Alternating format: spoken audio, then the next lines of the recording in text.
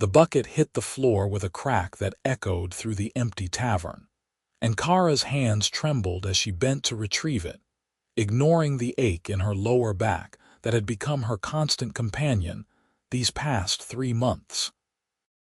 She wrapped the rough cloth more tightly around her head, making sure every strand of her black hair stayed hidden, and pulled her sleeves down to cover the green skin of her wrists before anyone could see.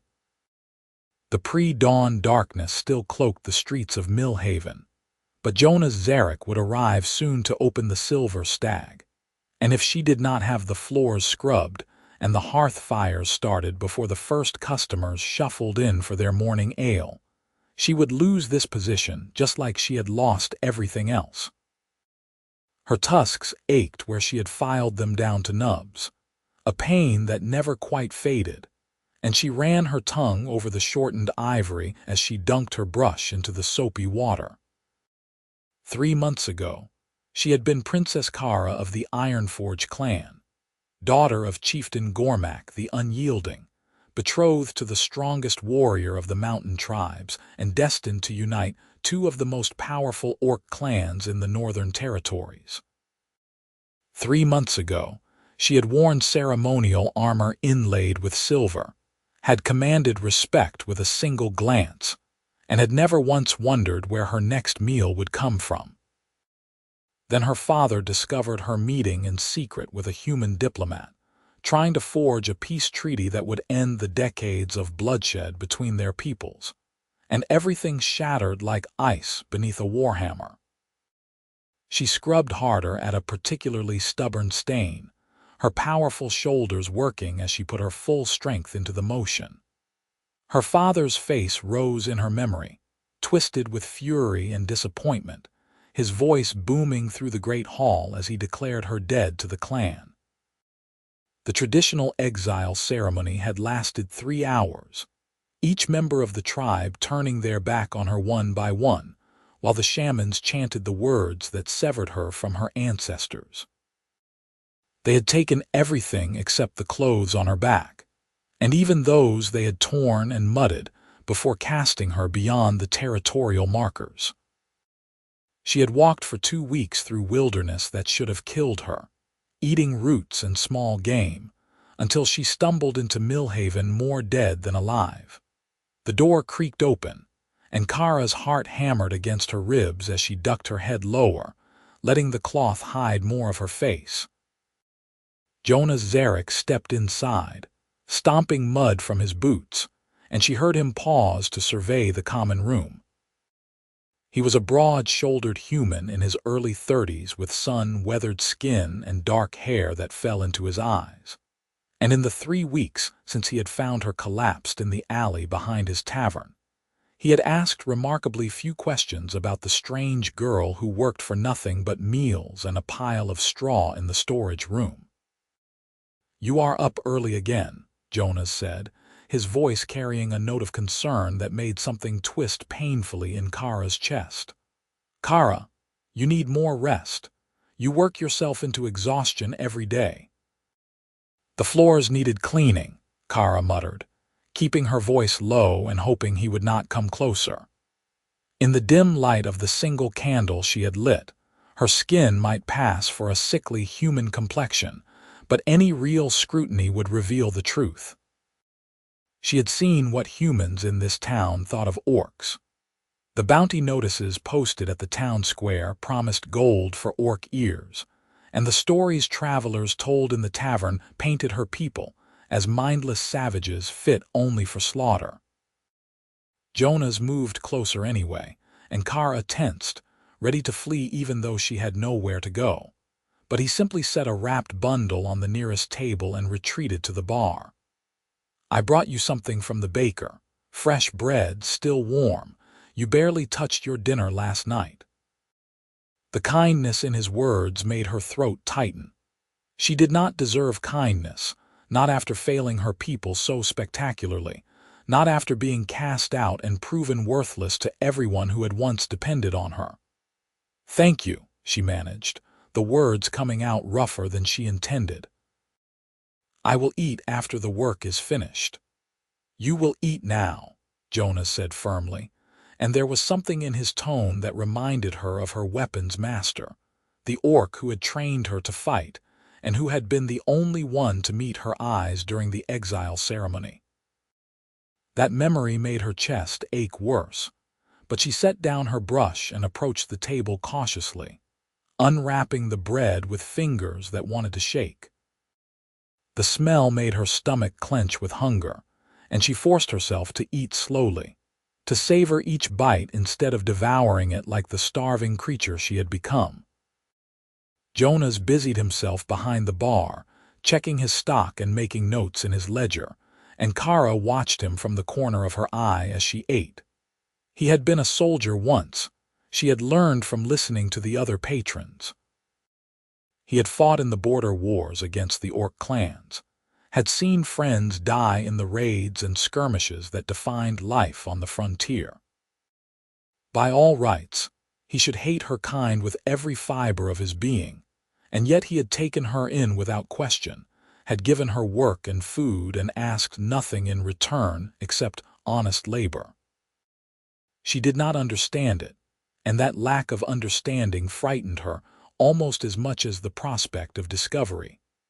The first customers began arriving as the sun crept over the horizon, farmers and craftsmen looking for a hot meal before starting their day's work.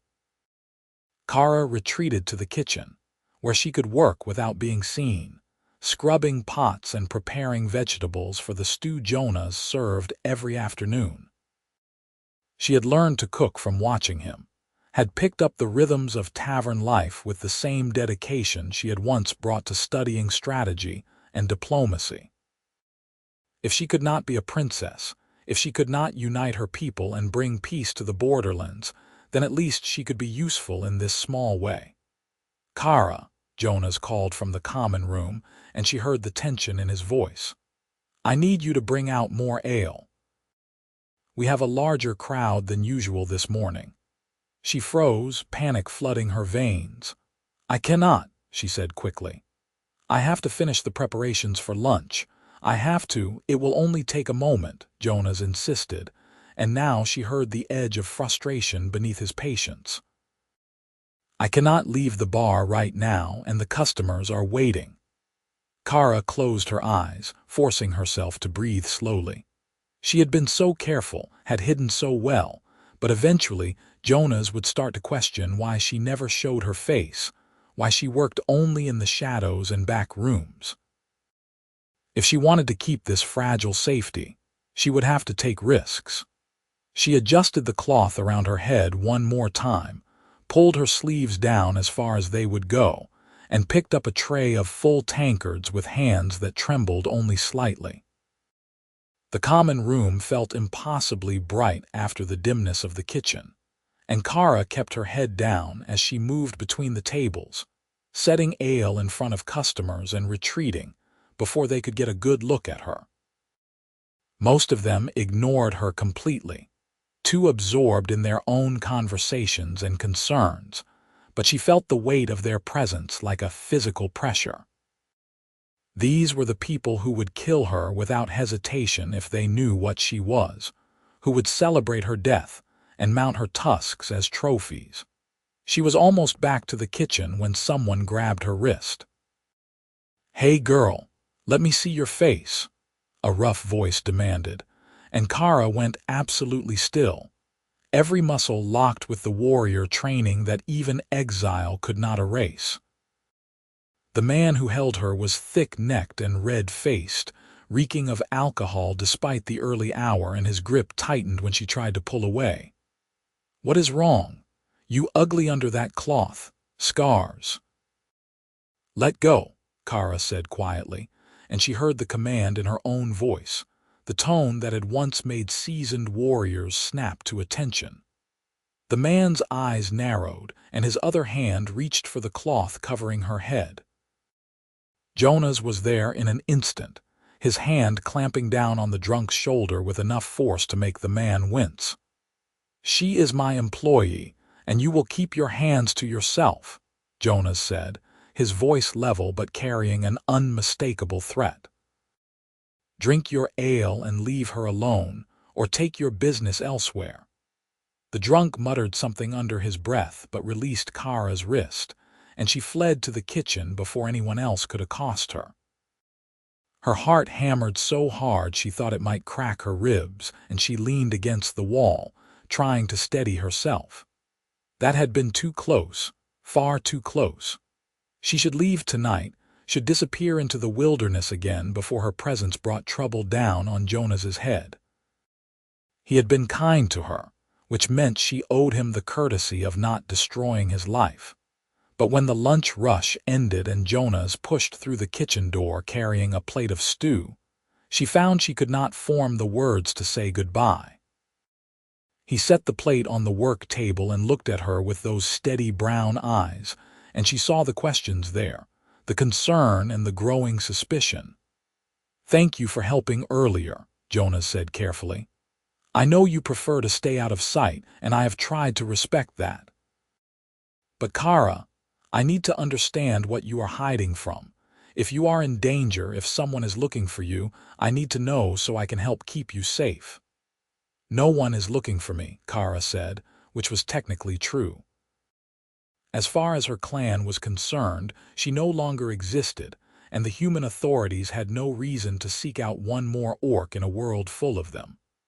"I just prefer not to draw attention." "Why?" Jonas pressed, and now he took a step closer, his expression intent. "You work harder than anyone I have ever employed. You are intelligent, capable, and you carry yourself like someone used to authority. But you hide like a criminal, and you flinch every time someone speaks loudly. What happened to you?"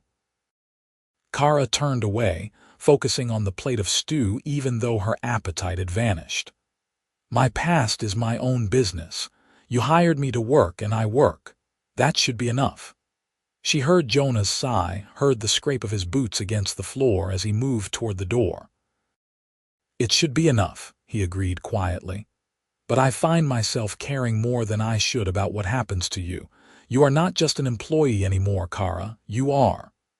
He trailed off, and when Kara risked a glance back at him, she saw conflict written across his features. "Eat your stew. We will talk more later." He left, and Kara stood alone in the kitchen, her emotions a tangled mess she could not begin to sort through.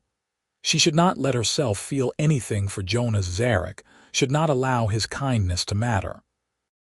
Humans and orcs did not form connections, did not build anything together except mass graves and bitter memories. Her father had been right about that much, at least. Her attempts to forge peace had been naive foolishness, and she had paid the price for that foolishness with everything she held dear. But as the days stretched into weeks, and the weeks into a full month, Kara found her resolve crumbling like old mortar. Jonas continued to treat her with respect and consideration, continued to protect her from the rougher customers and make sure she ate properly, and rested when she pushed herself too hard. He told her stories about his time as a soldier while they worked together in the evening, and she listened with fascination to tales of battles and campaigns she had only heard from the orc perspective. His stories painted a picture of war that matched her own understanding too closely, showed her that humans suffered the same losses and carried the same scars as her people. Late one night, after the last customer had stumbled home and the tavern sat quiet and dark, Kara worked alone in the common room, polishing the tables until they gleamed. She had lost track of time, had fallen into the meditative rhythm of the work, and she did not realize Jonas had returned until she heard his sharp intake of breath. She looked up to find him standing in the doorway to his private quarters, holding a candle, and she realized with dawning horror that the cloth had slipped from her head sometime during her work. Her black hair hung loose around her shoulders, and in the candlelight, her green skin was unmistakable. For a long moment, neither of them moved, neither of them spoke, and Kara waited for the inevitable betrayal, the shouts of alarm, the mob that would come to drag her into the street. Jonas set down the candle with exaggerated care and crossed the room toward her. Kara backed away instinctively, her warrior instincts screaming at her to fight or flee, but she found herself trapped against the bar with nowhere to go. Jonas stopped just outside of arm's reach, and when he spoke, his voice was very calm. "You are an orc." It was not a question, but Kara nodded anyway, her hand instinctively moving to the nubs where her proud tusks had once curved upward. "Yes. How long were you planning to hide this?" Jonas asked, and Kara searched his face for rage or disgust, but found only a complex mix of emotions she could not parse. "As long as I could," she admitted. "Until you discovered the truth or I had saved enough to move on. I did not want to deceive you, but I had nowhere else to go, and I—" She stopped, swallowing hard against the emotions rising in her throat. "I did not want to die alone in the wilderness. I am sorry. I will leave now, and I will not cause you any trouble."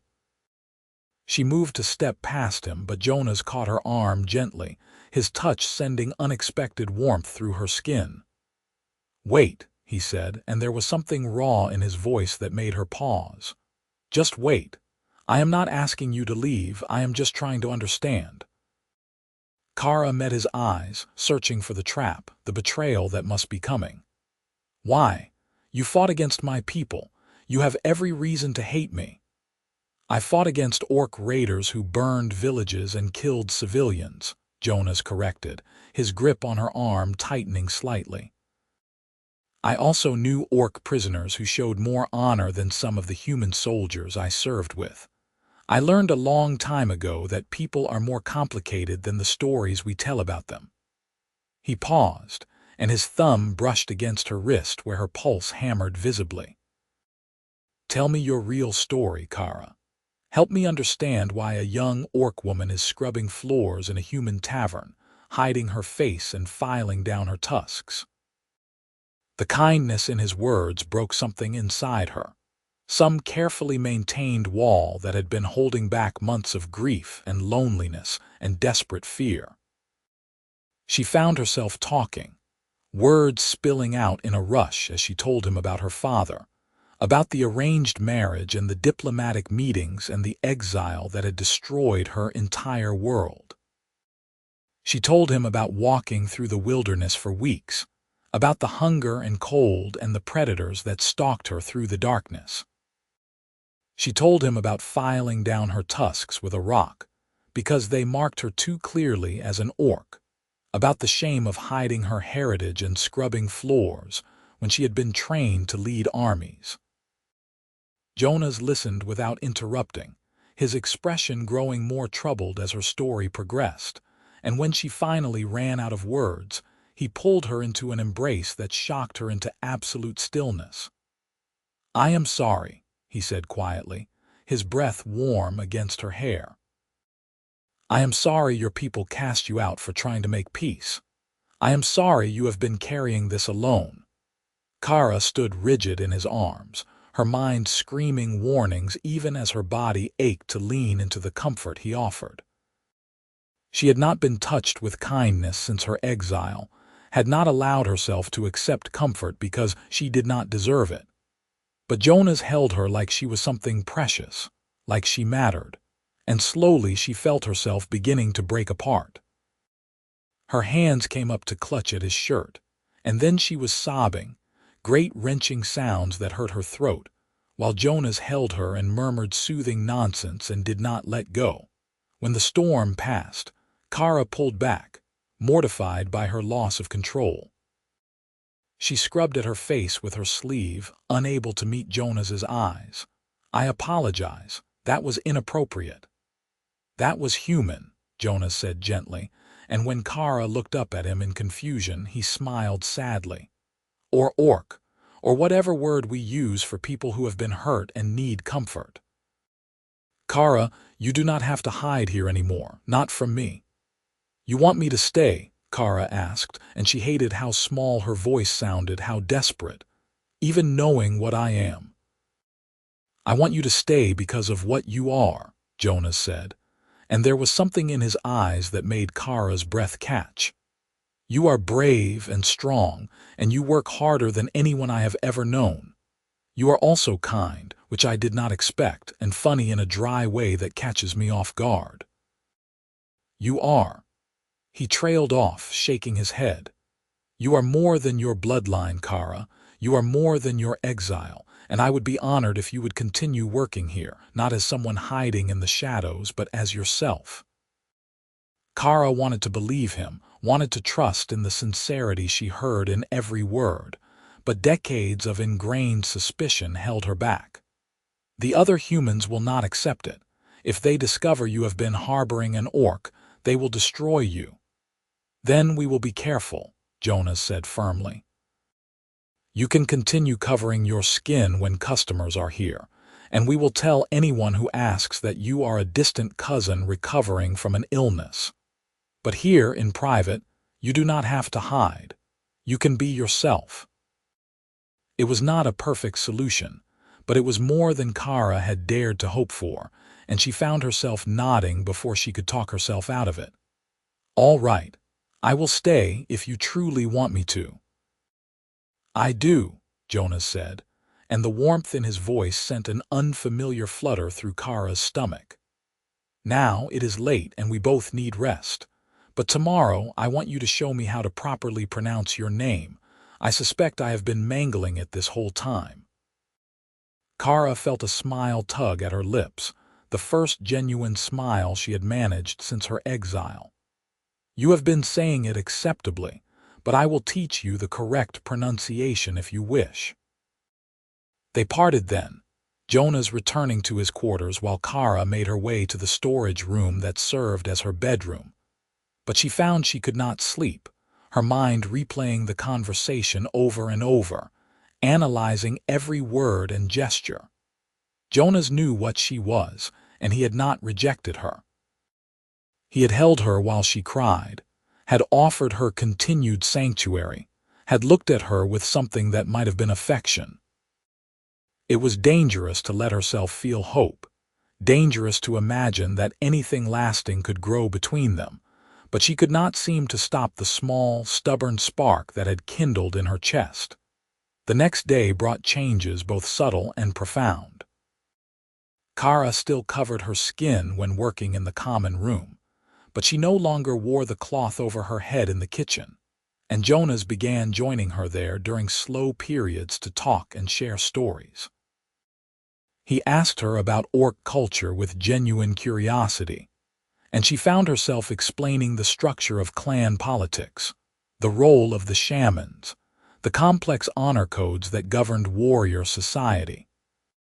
In turn, she peppered him with questions about human customs and beliefs, fascinated by the differences and startled by the similarities. "We are not so different," Kara said one afternoon while they prepared vegetables together, their hands working in comfortable synchronization. "Your people and mine. We fight over the same land, seek the same resources, want the same basic things: safety, prosperity, a future for our children. Then why have we been killing each other for generations?" Jonas asked, and Kara heard the genuine confusion in his voice. "Fear," she said simply, "and pride, and the weight of old grievances that have been passed down so long no one remembers how they started." She set down her knife, staring at the pile of cut carrots without really seeing them. "I thought I could change that. I thought if I could just get the leaders talking to each other, show them that peace was possible, we could end the cycle. But I was wrong." Jonas's hand covered hers, warm and solid and grounding. "You were not wrong to try, you were brave to try. The fact that your father could not see the value in what you were attempting does not diminish the worth of the attempt." Kara turned her hand over, lacing her fingers with his, and marveled at how natural it felt. "You sound like you believe peace is possible." "I believe a lot of impossible things have become possible lately," Jonas said quietly, his thumb tracing patterns on the back of her hand. "I believe that an exiled orc princess can learn to make the best stew in 3 counties." I believe that a former soldier who swore he would never trust an orc can find himself falling for one. He paused, meeting her eyes with an intensity that stole her breath. I believe that sometimes the most important connections happen between the most unlikely people. Kara's heart hammered against her ribs and she felt heat rising in her cheeks. Jonas, we cannot. It is forbidden, impossible. Your people would never accept it, and my clan would kill us both if they ever found out. I know, Jonas said, but he did not let go of her hand. I know all the reasons this is a terrible idea. I have been listing them to myself every night for weeks, trying to talk myself out of how I feel. But Kara, I cannot stop thinking about you. I cannot stop wanting to make you smile, to see you relaxed and happy instead of constantly looking over your shoulder. I cannot stop imagining what it would be like if we could just be together, without all the history and hatred standing between us. I think about that too, Kara admitted, her voice barely above a whisper. I think about what it would be like to stay here, to build a life in this place, to maybe deserve the kindness you have shown me. But Jonas, I am so afraid. I have lost everything once already. I do not think I could survive losing everything again. Then we will be careful, Jonas said, pulling her closer until barely any space remained between them. We will take this slowly and we will protect what we are building. But Kara, I need you to know that you already have a place here. Not because I pity you or because I need someone to scrub floors. You have a place here because I want you here, because you have become essential to my life in ways I never expected. Kara closed the remaining distance between them, pressing her forehead against his, breathing in the scent of him, soap and bread and something uniquely Jonas. I want to stay, she whispered. I want to believe this can work. I am just terrified of hoping for too much. Then hope for small things, Jonas murmured, his hands coming up to cup her face with infinite gentleness. Hope that tomorrow will be good, that we will share another meal together, that I will make you laugh at least once. We do not have to plan the rest of our lives today. We just have to decide to try. She kissed him then, closing the last fragment of space between them, and felt him respond with a hunger that matched her own. His lips were soft against hers, his hands careful as they traced the line of her jaw, and Kara let herself sink into the sensation, let herself believe for one perfect moment that this could actually work. When they finally pulled apart, both breathing hard, she saw her own wonder reflected in his eyes. That was, Jonas started, then shook his head with a breathless laugh. I have no words for what that was. Good, Kara said, feeling bold and reckless and more alive than she had in months. Because I would like to do it again. They did, several times, until a knock at the back door interrupted them and reminded them both that the world still existed beyond the small circle of warmth they had created. Jonas went to deal with the delivery while Kara tried to compose herself, touching her lips and marveling at how thoroughly her life had transformed. She had come to Millhaven expecting nothing except maybe a quick death, and instead she had found sanctuary, purpose, and now something that might actually be love. But the universe, Kara had learned, did not allow happiness to exist unchallenged for long. 3 days after that first kiss, a group of soldiers arrived in Millhaven, asking questions about orc activity in the area. Kara watched from the kitchen as Jonas served them, keeping her head down and her hands busy, but she caught fragments of their conversation that made ice form in her stomach. There have been reports of an orc skulking around the borderlands, one of the soldiers said, his voice carrying clearly through the open door. Young female traveling alone. Command thinks she might be a scout for a larger raid. Have you seen anything suspicious? Another soldier asked, and Kara held her breath, waiting for someone to point toward the kitchen, to mention the strange girl who worked for Jonas and never showed her face. "Nothing out of the ordinary," Jonas said smoothly, his voice betraying none of the tension Kara knew he must be feeling. "But I will keep my eyes open and report anything unusual." The soldiers seemed satisfied with that answer, and they left after finishing their ales, but Kara knew their presence changed everything.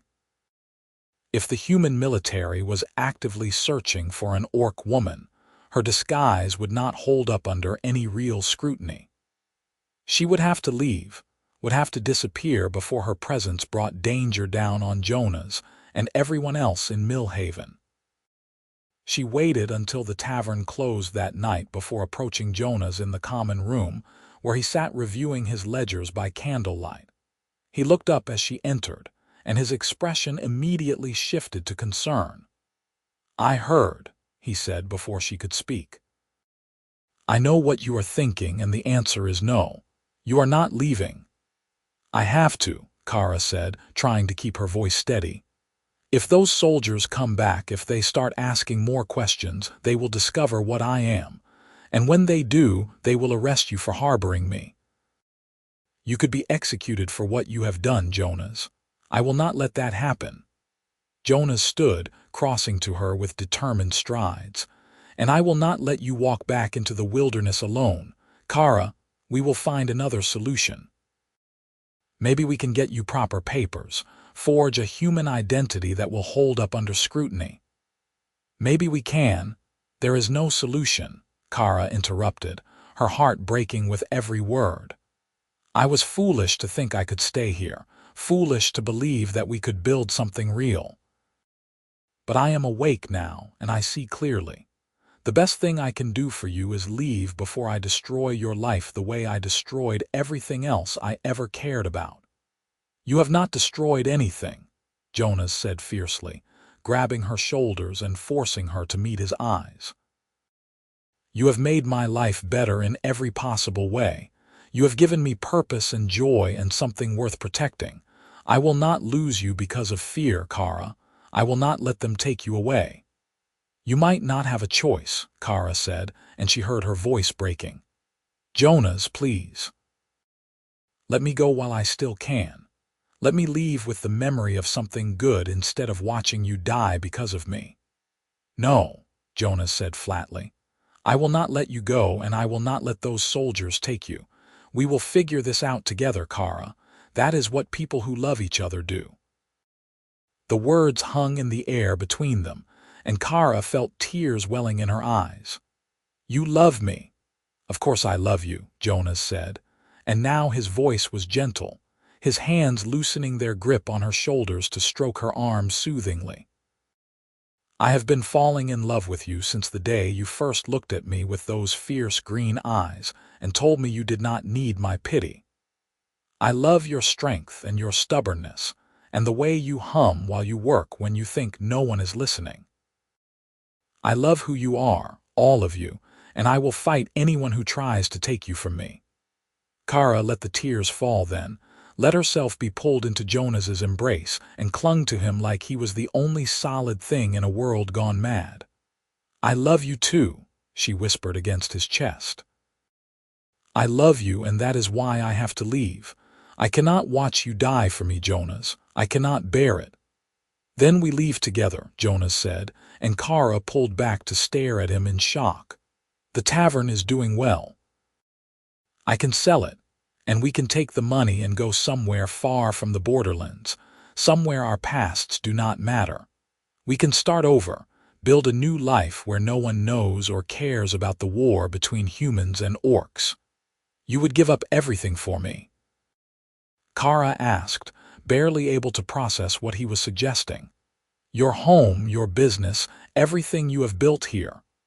"I would give up anything for you," Jonas said simply, "because none of it means anything without you in it." "Kara, I spent years fighting in a war I did not understand, killing people who were just trying to survive the same way I was. When I came home, I built this tavern thinking it would give me purpose, but all it really did was fill the hours. You are the first thing that has made me feel truly alive since the war ended. You are the first thing that has made me believe in the possibility of something better." He cupped her face in his hands, his gaze intent.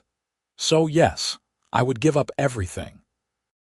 But only if you agree to come with me, to build that better future together." Kara wanted to say yes immediately, wanted to accept his offer and run away to some distant place where their love would not be a death sentence. But she had spent her entire life preparing to lead, to think strategically and consider all consequences, and those instincts would not be silent even now. Where would we go? Anywhere in the human territories, there will be suspicion. Anywhere in orc territory, we would both be killed on sight. "Then we go to the frontier," Jonas said. "The wild lands beyond both our territories, where people do not ask too many questions and survival matters more than bloodlines. It will be hard, Kara. It will be dangerous and uncertain, and we might fail, but at least we would fail together." The image he painted was terrifying and thrilling in equal measure. No palace, no army, no title or status. Just Jonas and her, building something new from nothing, answerable to no one except themselves. It was everything she had secretly dreamed of during those long weeks of scrubbing floors, and everything she had been too afraid to admit she wanted. "All right," she said, and felt her heart leap as she spoke the words. "All right, we will go together. We will leave this place and find somewhere that we can just be ourselves." Jonas's face split into a grin so bright it made her chest ache, and then he was kissing her again, fierce and joyful and full of promise. They made plans through the rest of the night, whispering urgently while Jonas sketched maps and counted money and made lists of supplies they would need. They would leave in 2 days, Jonas decided. That would give him time to sell the tavern to a buyer he trusted, to settle his accounts and make sure no suspicion fell on him after their departure. But fate, as it often did, had other plans. The next morning, Kara woke to shouting in the streets, and she stumbled from her makeshift bed to find chaos erupting outside. A group of orcs had attacked a farmstead just outside Millhaven during the night, killing the family and burning the buildings. The town was in an uproar, and angry men were gathering in the street, calling for retaliation against any orc they could find. Kara's blood ran cold as she peered through the crack in the door, watching the mob form. She saw the soldiers from before among the crowd, and she saw them pointing toward the silver stag, saw them talking to Jonas with expressions that promised violence. She had to leave now, had to run before they broke down the door and discovered her. If she left immediately, if she drew the mob away from the tavern, maybe Jonas would be spared their wrath. She was gathering her few possessions when Jonas burst into the kitchen, his face pale with urgency. "They know," he said without preamble. "Someone told them I have been harboring an orc." "They are coming, Kara. We have to go now." "How much time do we have?" Kara asked, her warrior training kicking in, her mind racing through possibilities and strategies. "Minutes, maybe less," Jonas said, grabbing supplies and shoving them into a pack. "There is a back way out through the cellar. If we move fast, we can reach the forest before they cut us off." They fled through the tavern, Jonas leading the way with practiced urgency while Kara followed close behind, her senses hyper-alert for any sign of pursuit. The cellar was dark and damp, the exit half hidden behind old barrels, and they had to squeeze through one at a time. Kara went first, her smaller frame navigating the tight space more easily, and she emerged into a narrow alley just as angry voices echoed from the front of the tavern. Jonas appeared a moment later, and they ran together, ducking through side streets and cutting through yards while behind them, the mob's fury grew louder. Kara's heart hammered in her chest, her breath coming in ragged gasps, but she pushed herself harder, drawing on reserves of strength she had not accessed since her exile. They reached the edge of town and plunged into the forest, branches whipping at their faces and roots threatening to trip them with every step. They ran for what felt like hours, until Kara's lungs burned and her legs trembled with exhaustion, until Jonas stumbled and nearly fell. Only then did they stop, collapsing against a massive oak tree, gasping for breath and listening for sounds of pursuit. The forest was quiet around them except for bird song and the whisper of wind through leaves, and gradually Kara allowed herself to believe they had escaped. "Are you hurt?" Jonas asked between breaths, his hands already reaching for her, checking for injuries with a tenderness that made her throat tight. "I am fine," Kara assured him, catching his hands and holding them still. "What about you? Did anyone see which way we went?"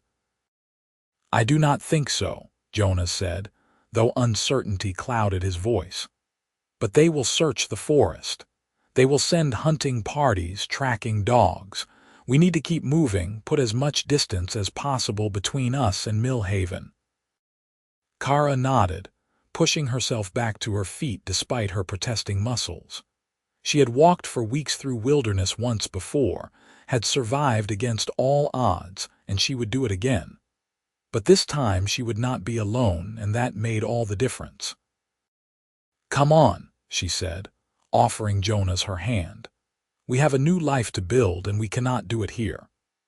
They walked through the day, following game trails deeper into the wilderness, and as the sun began to set, Jonas found a sheltered spot beneath an overhang of rock where they could make camp.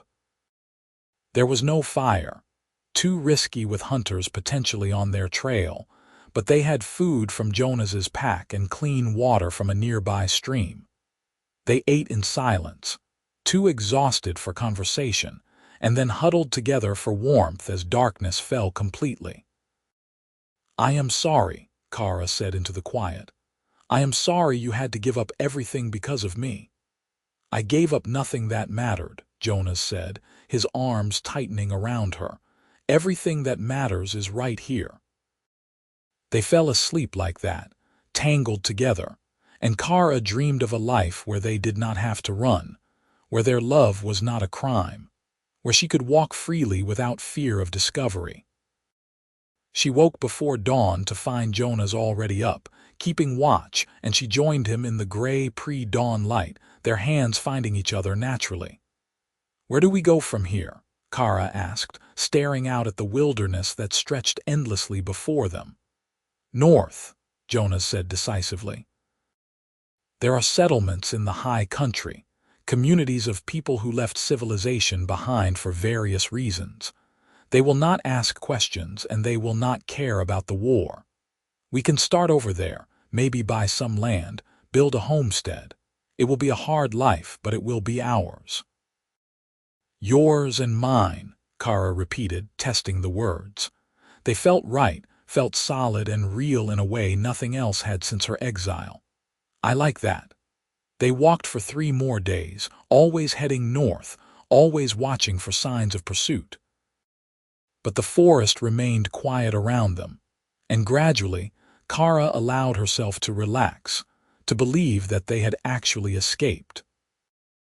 Jonas proved himself surprisingly capable in the wilderness, and Kara drew on the survival skills she had learned during her first exile, and together they managed well enough.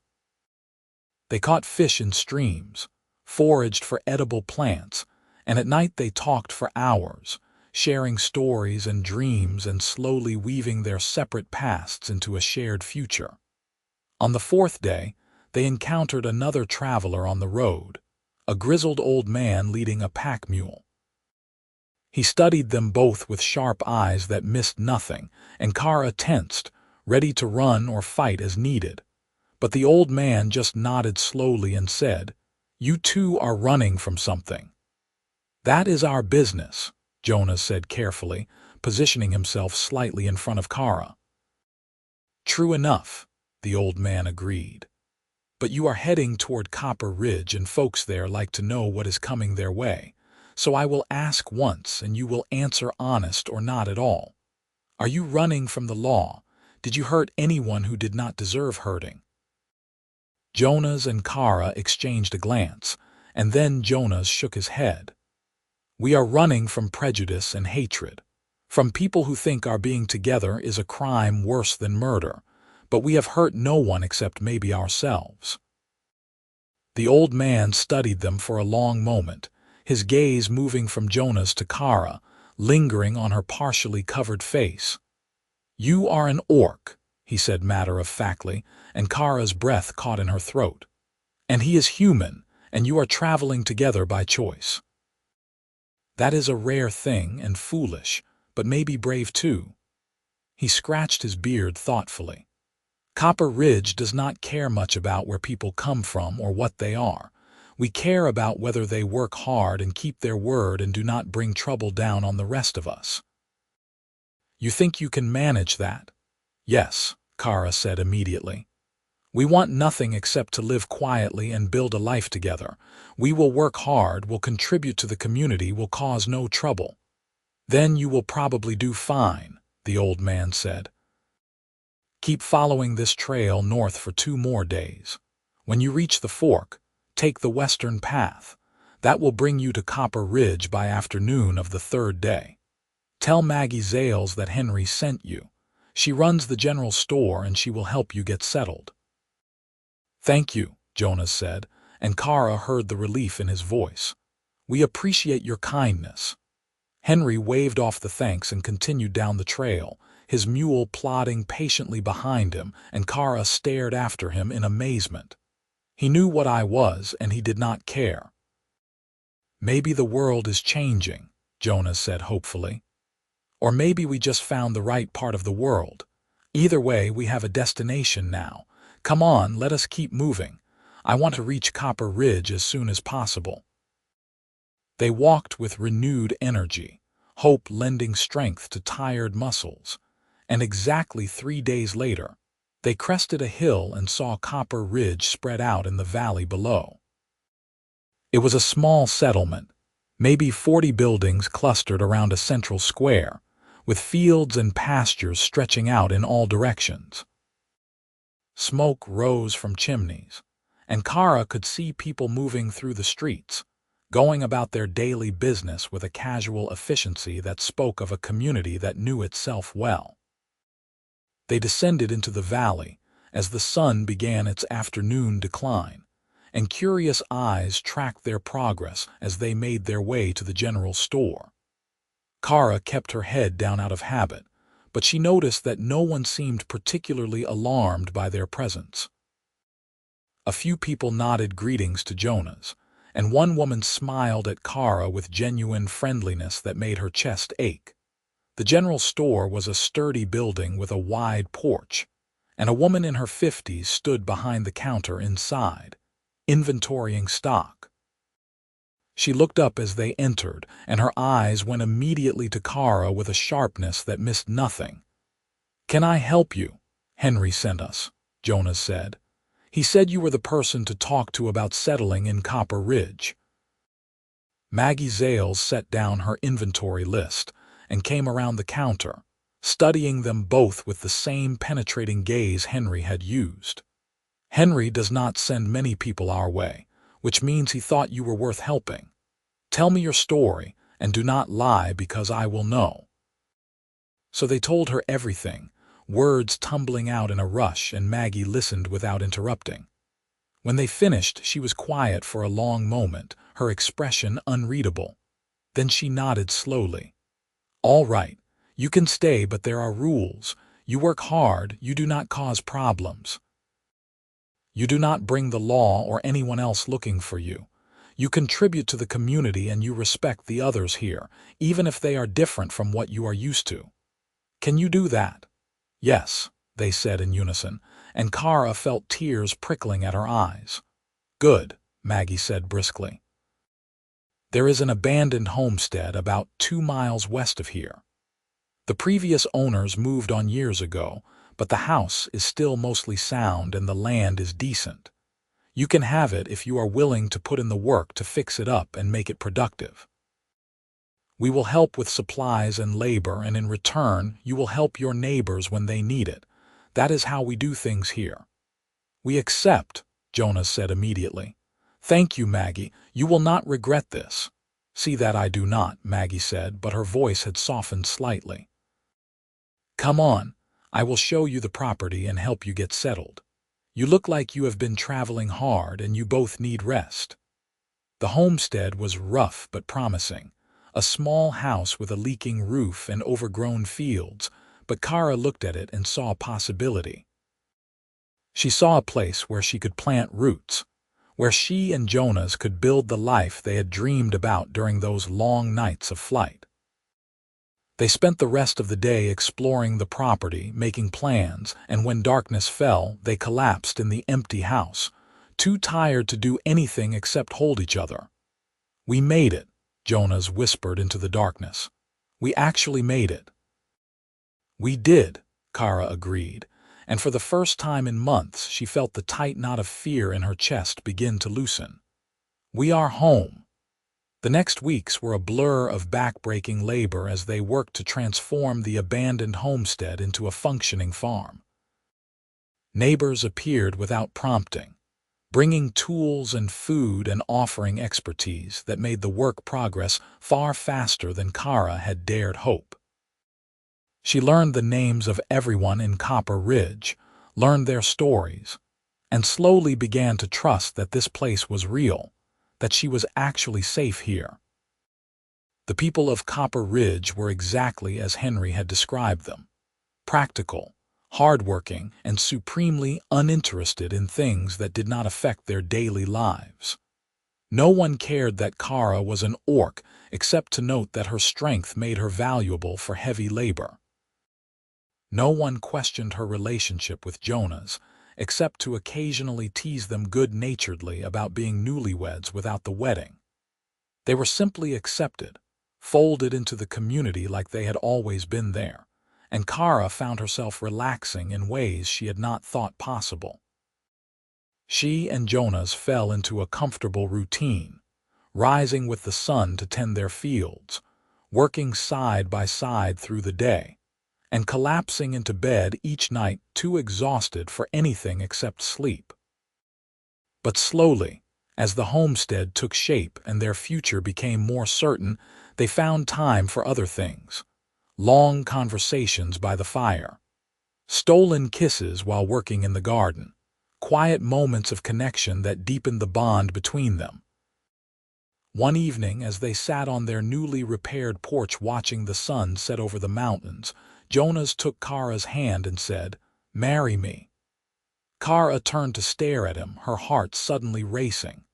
"What? Marry me?" Jonas repeated, shifting to face her fully.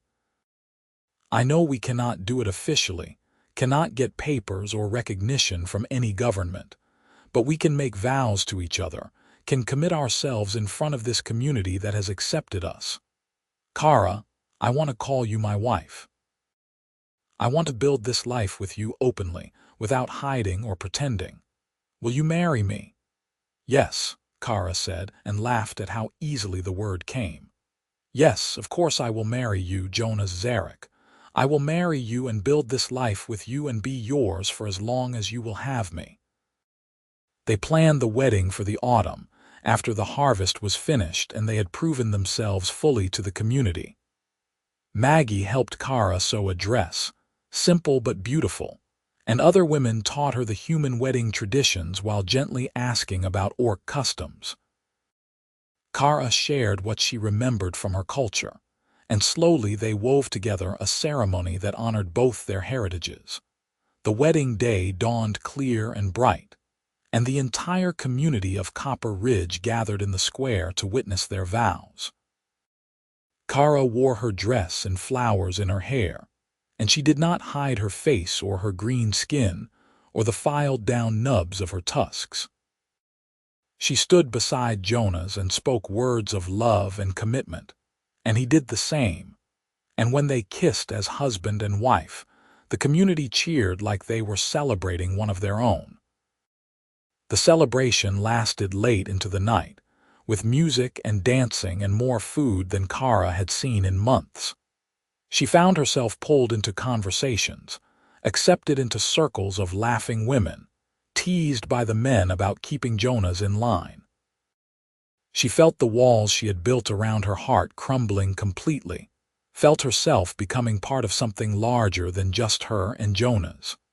She was part of a community again, belonged somewhere again, and the feeling was intoxicating.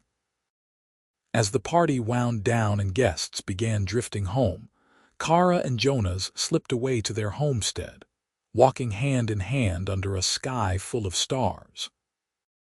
They made love that night with a tenderness that brought tears to Kara's eyes, and afterward they lay tangled together, talking quietly about the future. "I want children," Jonas said softly, his hand tracing idle patterns on her skin. "Someday when we are more established. I want to raise them here, teach them that love matters more than bloodlines, show them a world where humans and orcs can build something beautiful together." "I want that too," Kara admitted, allowing herself to imagine it for the first time. "But Jonas, children between humans and orcs, I do not know if it is possible. Our peoples are different and there are so few stories of successful unions." "Then we will be the story," Jonas said confidently. "We will be the proof that it can work. And even if we cannot have children of our own blood, we can still raise children, can still build a family. There are always orphans who need homes, children who need love." Kara kissed him deeply, pouring all her love and gratitude into the gesture. "However we build our family, it will be ours. And it will be full of love." The seasons turned, and their first year in Copper Ridge became 2, then 3. The homestead flourished under their combined efforts, producing enough to feed them and contribute to the community stores. Kara learned to cook human recipes and taught Jonas orc techniques for preserving meat and working leather. They built furniture together, planted an orchard, raised chickens and goats. They created a life that was wholly their own, blending traditions and forging something new. And then, in the spring of their 4th year, Kara realized she was pregnant. She had been feeling unwell for weeks, tired and queasy, and she had dismissed it as a lingering illness. But when she missed her monthly cycle twice in a row, she sought out Maggie, who had some training as a midwife, and Maggie confirmed what Kara had been afraid to believe. "You are with child," Maggie said, her voice warm with happiness. "About 2 months along, I would guess. Congratulations, dear. You and Jonas must be thrilled." Kara walked home in a daze, her hand pressed protectively against her still flat stomach. She was going to be a mother. Despite all the odds, despite the genetic differences between their species, she and Jonas had created life together. The miracle of it overwhelmed her, and she found herself crying again. Tears of joy this time as she imagined the future. Jonas's reaction when she told him was everything she could have hoped for. He picked her up and spun her around, laughing and crying simultaneously. And then he very gently set her down and immediately began fussing over her health. She had to stop him from running to fetch Maggie immediately, had to convince him that she was fine, that pregnancy was natural, and she did not need to be treated like she was made of glass. The pregnancy progressed smoothly, despite Kara's initial fears. Her body adapted to the changes, and the baby grew strong and healthy inside her. The community rallied around them, offering advice and support, and Kara found herself surrounded by friends who genuinely cared about her well-being.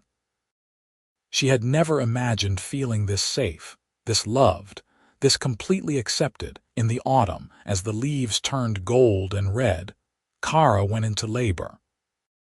It was long and difficult, her body struggling with the hybrid nature of the child she carried. But Maggie stayed with her through every contraction, guiding her and encouraging her. Jonas held her hand and whispered love and support, and after what felt like an eternity, their daughter was born. She was perfect, small but healthy, with her mother's green-tinged skin softened to a pale jade, her father's brown eyes, and the tiniest nubs of tusks visible in her gums. She had pointed ears like her mother and dark hair like her father, and when she opened her eyes and looked at Kara for the first time, Kara felt her entire world shift and reform around this tiny, perfect being. "She is beautiful," Jonas breathed, his voice thick with emotion as he cradled his daughter for the first time. "She is absolutely perfect, Kara. Look what we made." "What should we name her?" Kara asked, unable to take her eyes off the baby. They had discussed names during the pregnancy, had debated the merits of various options, but now, looking at their daughter, Jonas smiled and said, "Hope. Her name is Hope, because she represents everything we dared to hope for when we first fled together." "Hope," Kara repeated, testing the name. It fit perfectly. "Hope Zarek. Welcome to the world, little one. Welcome home."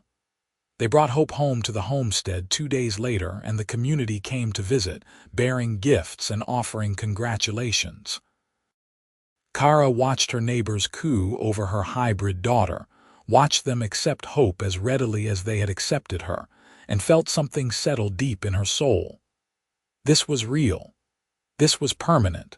She had found not just survival but genuine belonging, not just escape but a true home.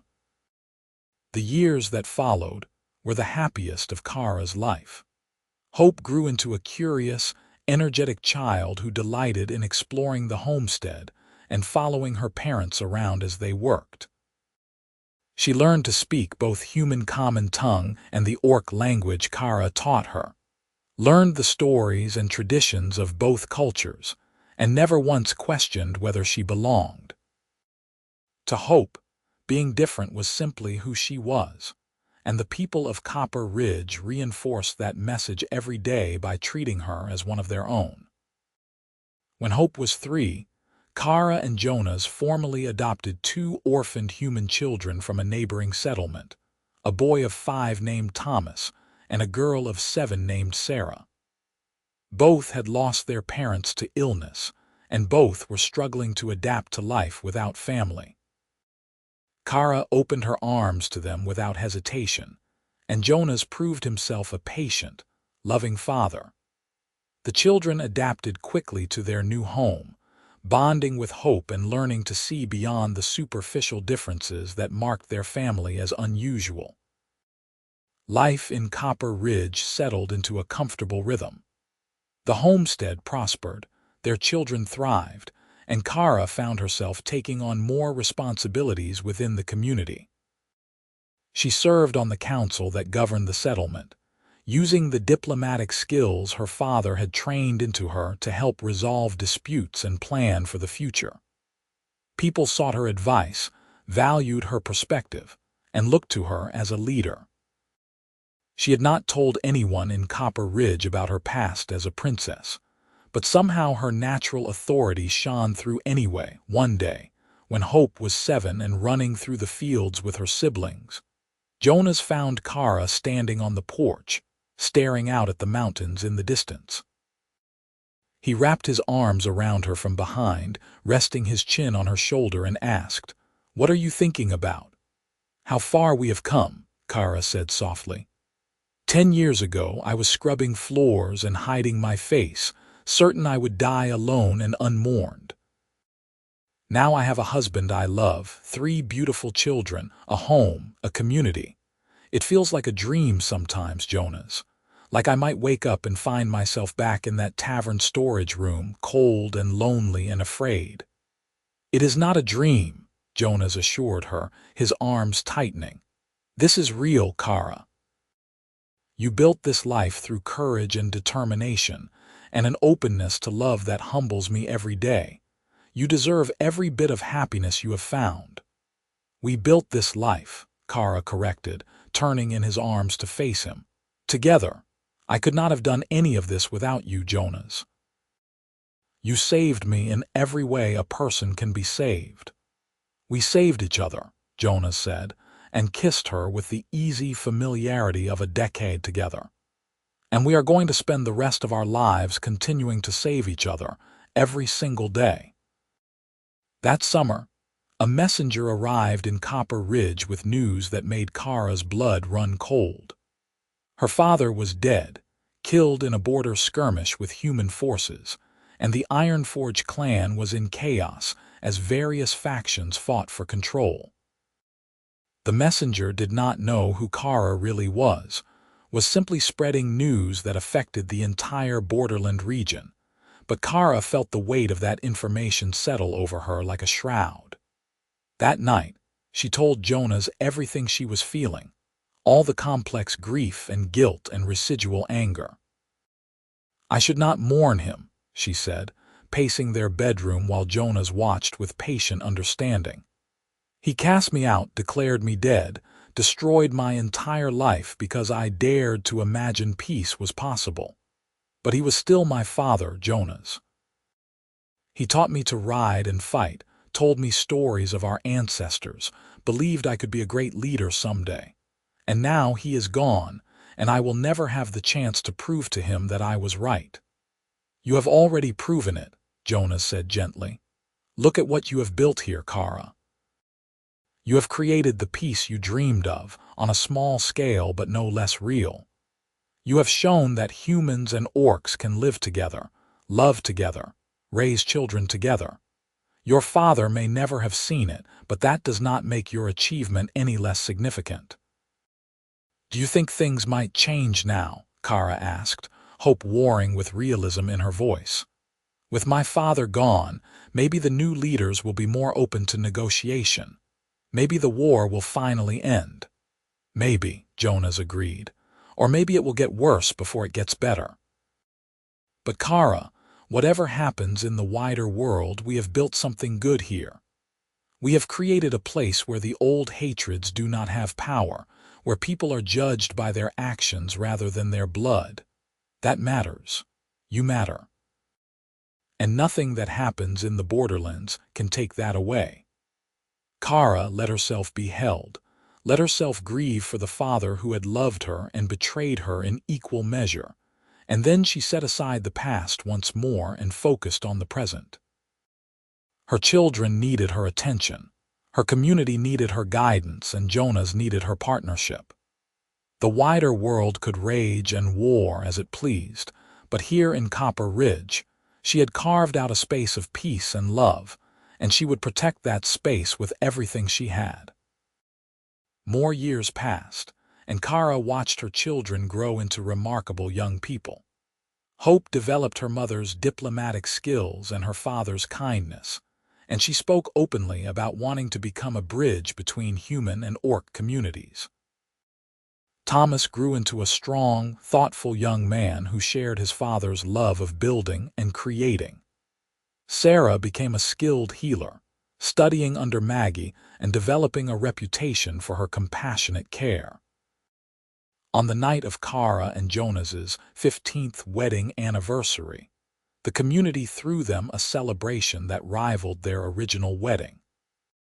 They danced under the stars, surrounded by friends and family, and Kara felt a profound sense of gratitude for every twist of fate that had brought her to this moment.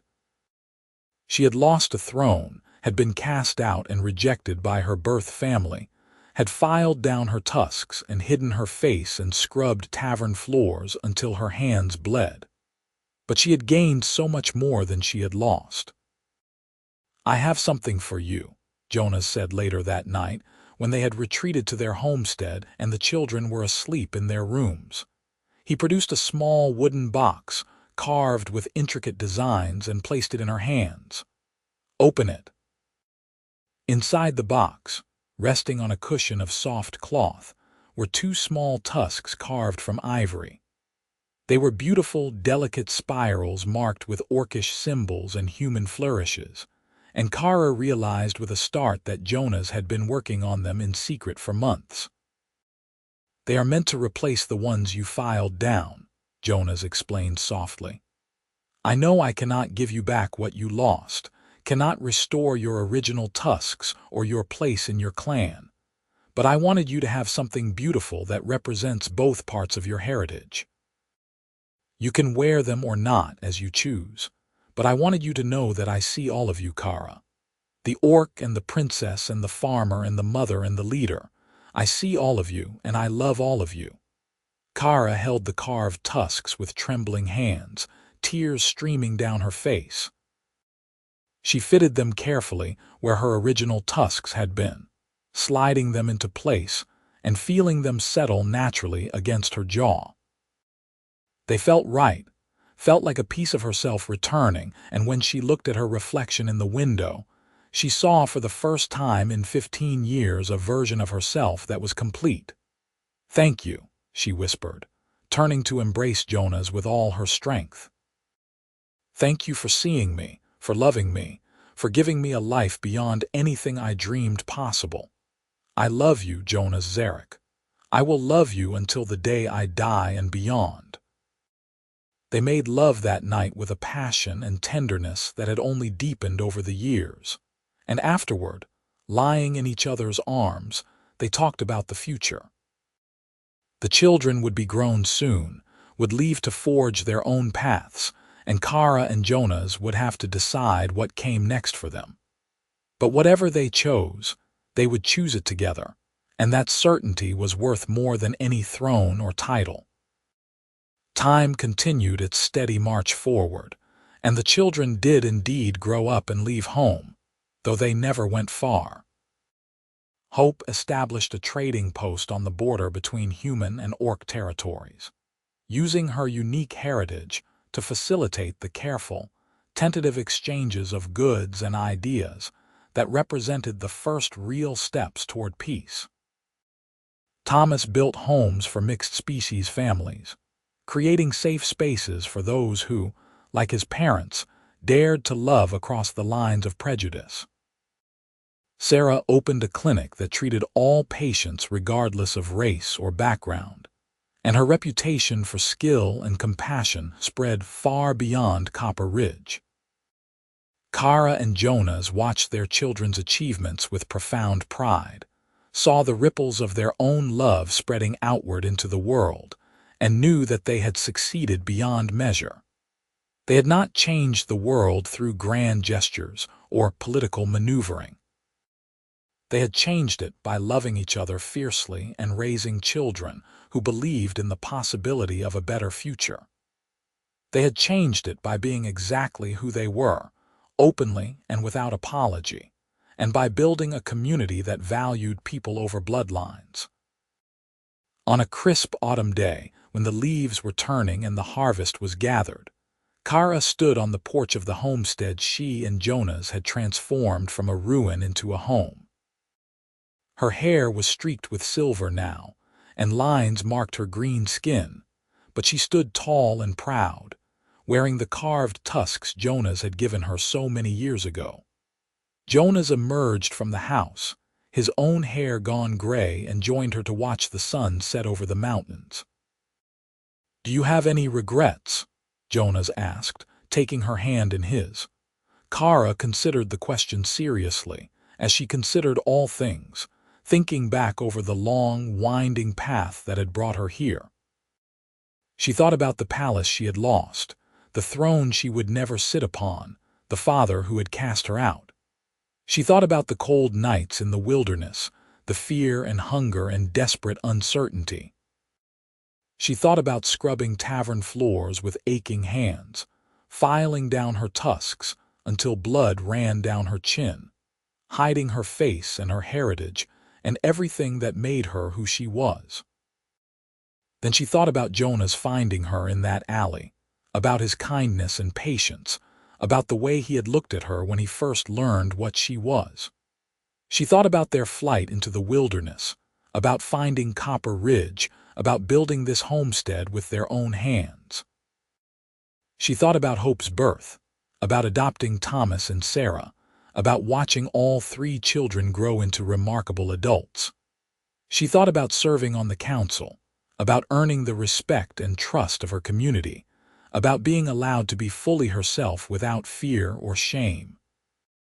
"No," she said finally, squeezing Jonas's hand and smiling at him with a joy that reached all the way to her soul. "I have no regrets at all. This life, our life together, it is worth everything I lost and more. You are worth everything, Jonas. You and our children and this community and this beautiful, ordinary, extraordinary life we have built. I would not change a single moment, because every moment led me here to you, to home." Jonas pulled her close, kissing her temple with infinite gentleness. "Then we have succeeded," he said simply. "We set out to build a life together, and we did it. We created something real and lasting and good. That is all I ever wanted." They stood together as the sun sank below the mountains, painting the sky in shades of orange and gold and deep purple. Behind them, the homestead they had built sat solid and welcoming, windows glowing with warm light.